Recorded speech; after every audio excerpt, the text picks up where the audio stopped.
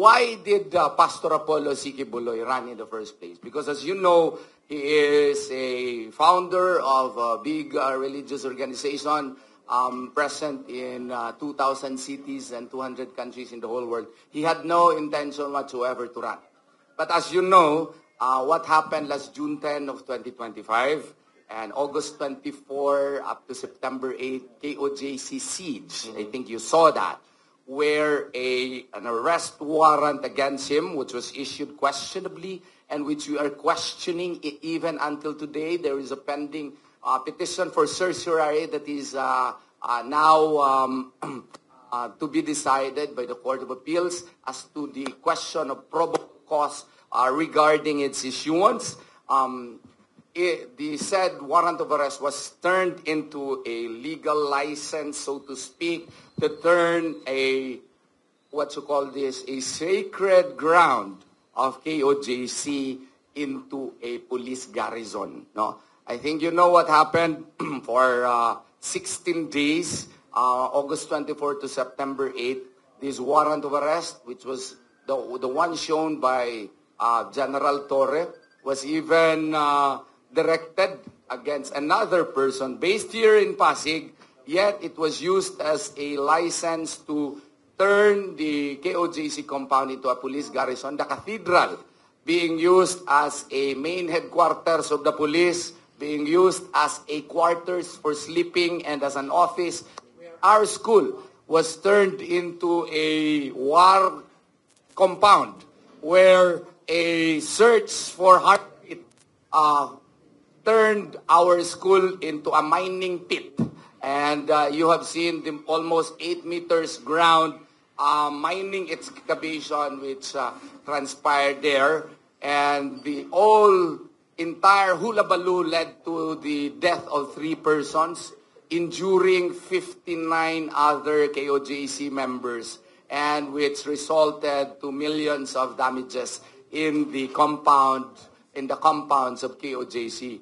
All these convinced Pastor Apollo C. Quiboloy that there is no other way for him except to participate in politics. Why? Because he wants to be the face of political persecution here in our country. He wants to represent all those who are victims of abuses of the Marcos administration.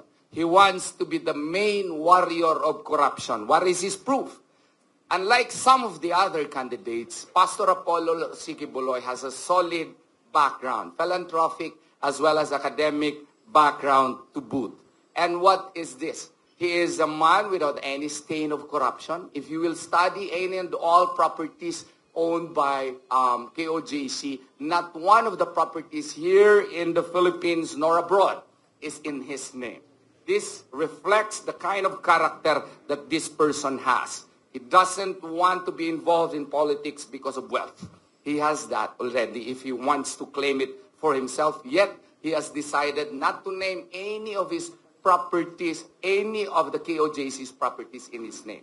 He already attains a certain degree of popularity. So you could not ascribe to him any bad motives why he wants to enter into politics in the first place to claim fame or popularity. He has that already. So what he is trying to say to the Filipino people, choose me. Why? Because I can be your main warrior against corruption. What will he do? He will cause the amendment of the Ombudsman Act. If you see the Ombudsman, indeed, under the 1987 Constitution, it has the power and authority to investigate any and all acts or omissions that are committed by public officers which are against the law and cause the prosecution of such person by filing appropriate cases in the Sandigan Bayan or RTC as the case may be.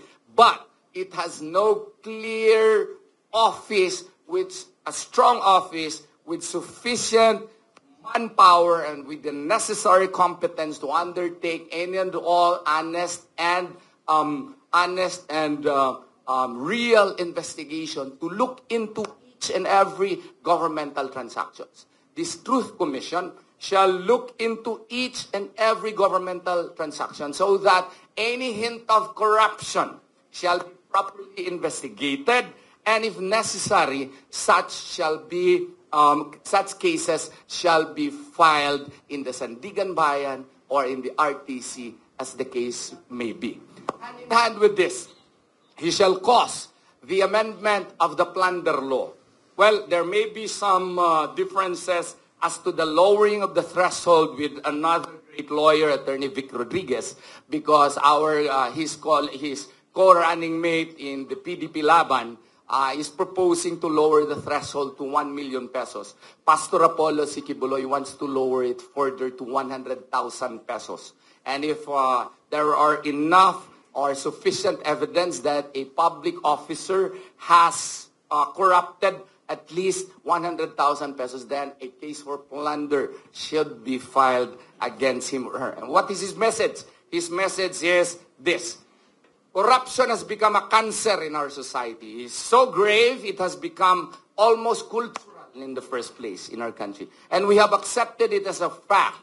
And there is a necessary mechanism for us to send a strong message that the law at least be provided with the necessary teeth to sow fear and anxiety into the minds and hearts of politicians, that they can be filed cases for plunder and they can face death penalty if they will do it.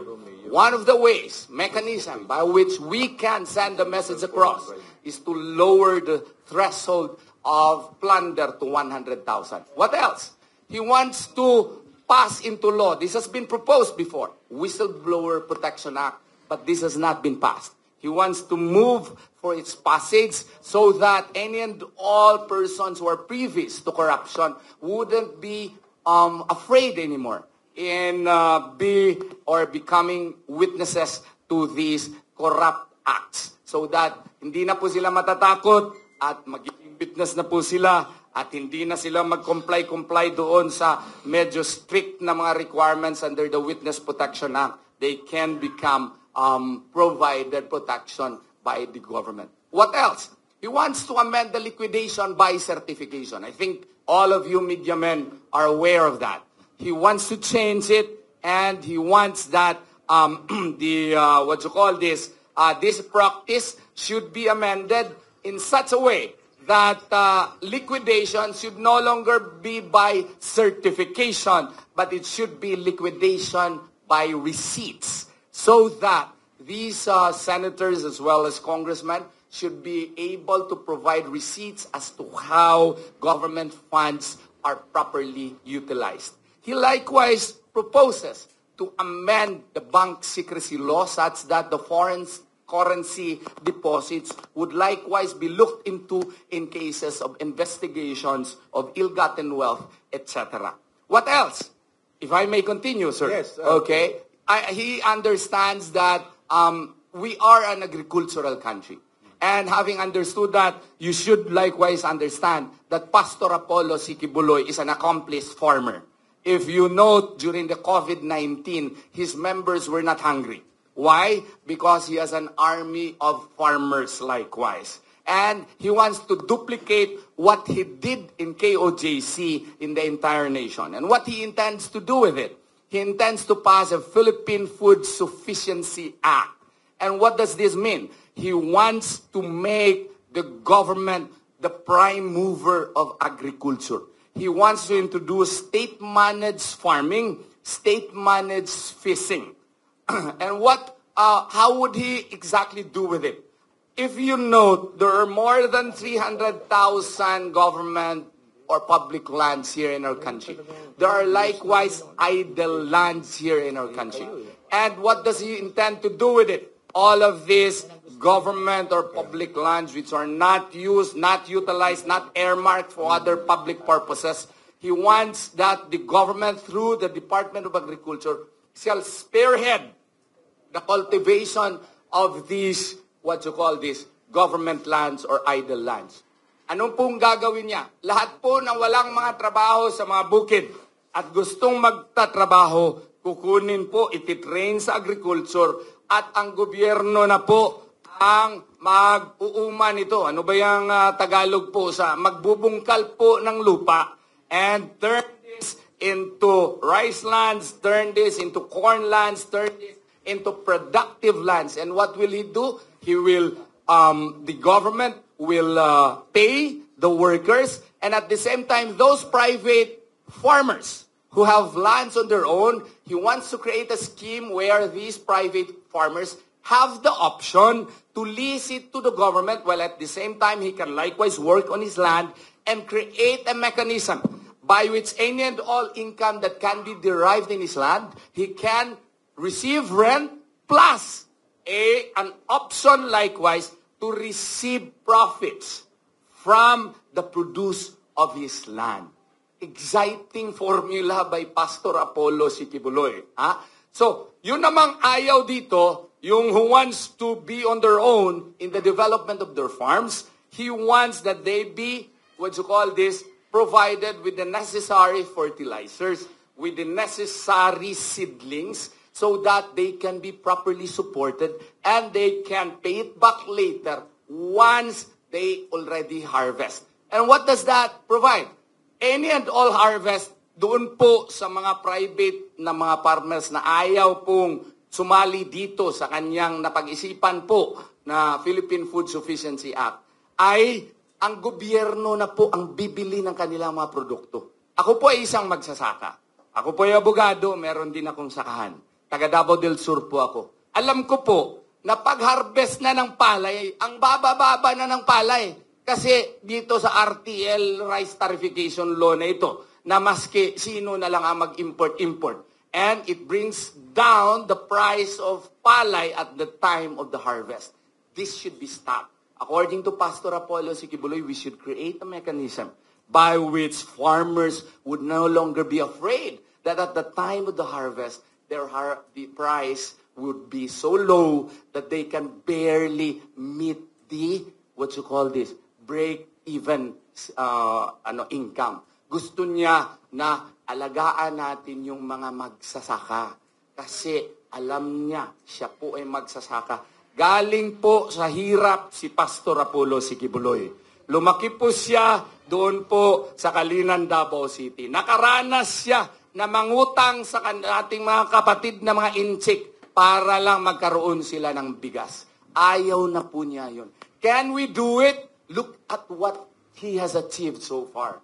You may think that that is impossible, but men, look at his achievements. If he was able, as a private person, to build one of the biggest astrodomes in the country, in the world today, which can accommodate 75,000 human beings in one setting, and he is a private person, there is no doubt that he may be able to do it once you elect him in the Senate. No? Tingnan natin, buksan natin ang ating mga, let us be objective and judge him on the merits. And you would be convinced that he may be a very good material in the Senate. What else? Gusto din niya na trabaho. And he has clear formula. He wants to amend Republic Act 10968. I may have, 10869 rather. The Job Start Philippines Act. If you read the law, it can provide, it is supposed to provide trainings as well as jobs for our youth.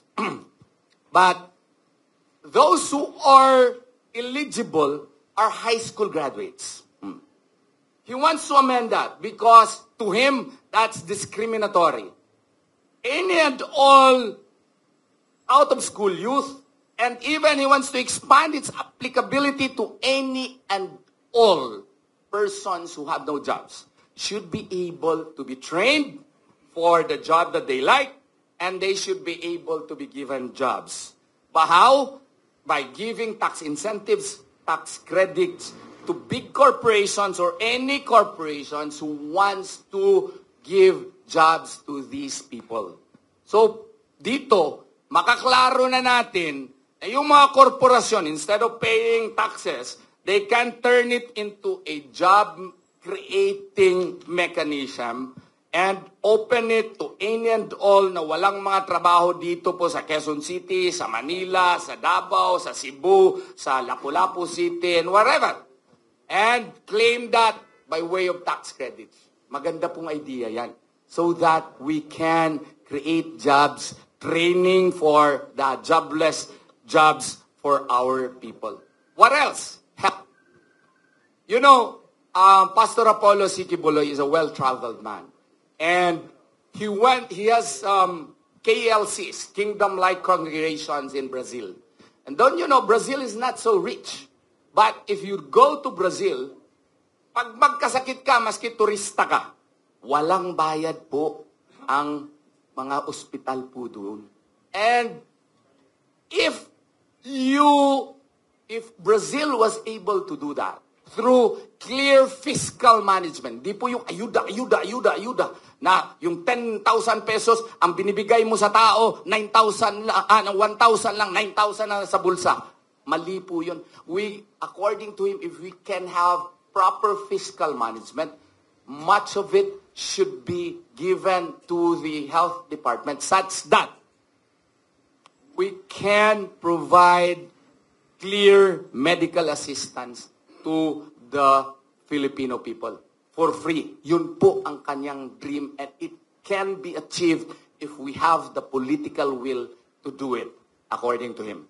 Saka, gusto niya din po, may mga mobile health clinics na, mobile health hospitals na, no? Kasi sa amin po sa Davao, doon po sa BARM, maraming nagkakasakit na wala talaga silang magawa, namamatay na lang sila. They are sick and they just lie there and they die there in their houses. There should be a scheme where mobile health clinics, mobile health hospitals should be available para po sa ating mga tao. Now, OFWs, he also has clear programs for OFWs. Siya po nakaisip nito. He wants to introduce a law. And what is that? Continuing education and entrepreneurial program for the OFWs. What does that mean? Yung mga OFWs po natin, pumupunta lang naman yan sa abroad because they want to provide for their children. But at the back of their mind, they also wants to, retire in our country and live comfortably. Ang nangyayari po, 1 month pa lang, 2 months pa lang, ubos na ang pera ng OFW pagbalik nila dito. Kasi nga po, some of them, or if not most of them, were not given the chance to upgrade their educational achievements, no? While they are there abroad. So ang gusto ni Pastor, meron tayong continuing educational program for the OFWs for free so that they can avail for these degrees, for these courses while they are abroad so that may diploma na sila, properly educated na sila, pagbalik dito, may kakabalikan sila. What else?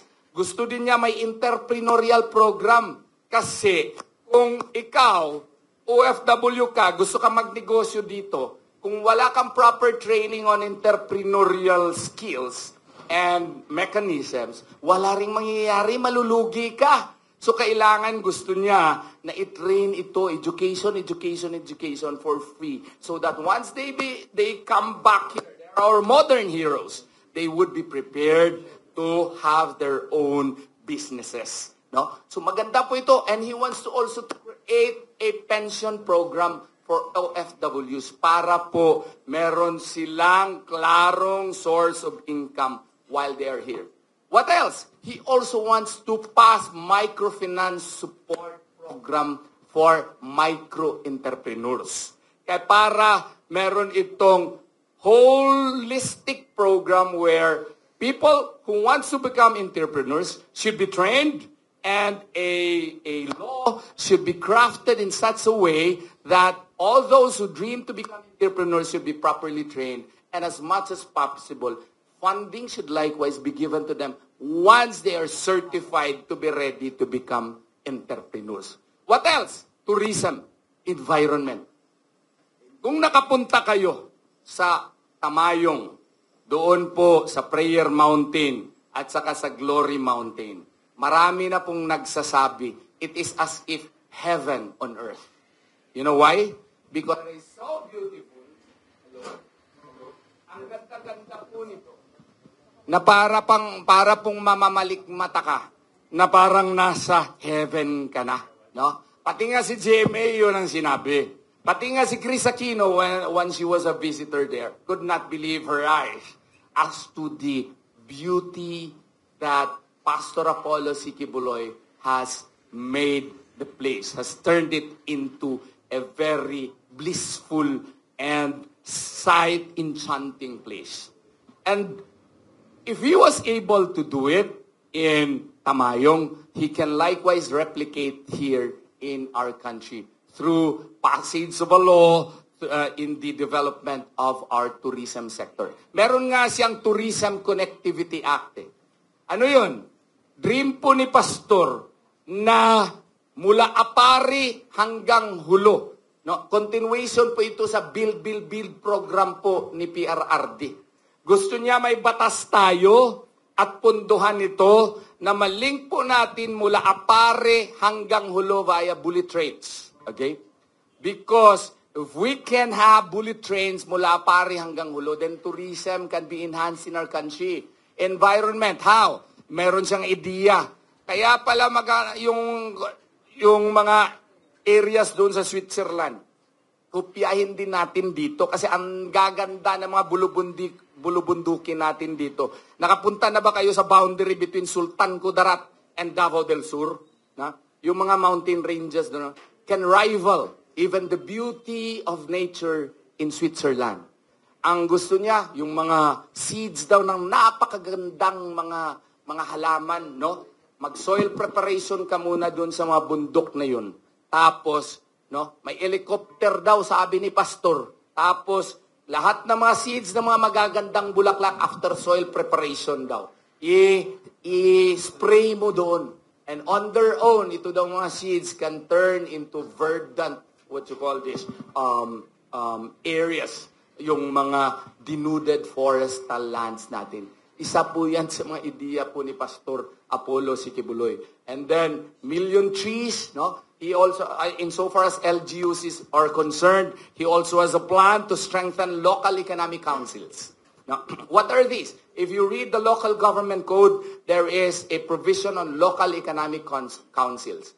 Government, to a certain degree, can engage into economics, and according to him, dapat ma-strengthen ito para po kada local government unit may mga flagship products na sila. Okay? And the national government should assist it, no, in the development of the local products, and the national government should be the main marketer of these products to abroad, to Dubai, to Hong Kong, to Switzerland, and the like. No? Para po yung local government units meron na ring additional sources of revenue. Hindi lang doon sa slaughterhouse. Kasi yan mga LECs na mga LGUs, slaughterhouse, yung mga municipal parking spaces, yung terminal. Doon lang nililimit eh. Ang kay Pastor, gusto niya i-expand ito. Pili ang isang municipality ng flagship product mo. Kunyari, palay. Bakit hindi sa amin? Taga-Bansalan, Davao del Sur ako. Bakit yung Bansalan Municipal Government mag-create ng kanilang Bansalan Rice? Meron kaming Bansalan Rice, but it is not fully supported by the government. The government should make it via, i-link mo yan, holistic approach through the state-managed farming, through the LGU state-managed farming, and then yung gobyerno na magtayo ng municipal government ng kanilang flagship product, at saka yung municipal government product na through the LECs, local economic councils, siya na ang mag-market nito abroad. Oo. So ang ganda po nitong mga ideas po ni Pastor Apollo Sikibuloy. Ang problema lang, nakakulong siya ngayon dahil po sa mga paratang sa kanya. Pero i-address ko rin po ito. Kung makalabas po si Pastor, sigurado ako maka-explain sa iyo ng mas mabuti kaysa sa akin. Mas matalino yun sa akin eh. Wala ako sa kalingkingan nun. Yung rape case na yan, walang katotohanan yan. At the time that it happened, 64 years old na po si Pastor. Ito lang po ang rape case na pati dates iba-iba. At saka, 2014 daw siya na rape. After nung 2014, ay pumasok pa siya, naging close-in pastoral pa siya. O, kung na-rape ka, bakit maging close-in pastoral ka pa? Tapos, 2016 siya umalis. Hindi siya nag-file ng kaso. Ito rin ang rape case na walang police blotter. Wala man lang witnesses. Wala man lang medical certificate. Tapos 2016 siya umalis, hindi nag-file, hindi pumunta sa NBI. Nag-file na lang siya ng kaso 5 years thereafter, after may warrant of arrest siya ng cyber libel. At saka may rape case pa mga kaibigan, na pati ang SMNI ipasara. Ha? May rape case pa mga kaibigan, na pati yung mga pondo ng iba't ibang mga organisasyon ni Pastor i-freeze. Ha? Kaya nga nahihirapan kami, hiya nga ako sa inyo eh. Kasi lahat po kung saan ako pupunta, kala nila ang dami kong pera. Oo. So, maraming lumalapit sa akin. Pero, I explain it to them, please pagpasensyahan po ninyo.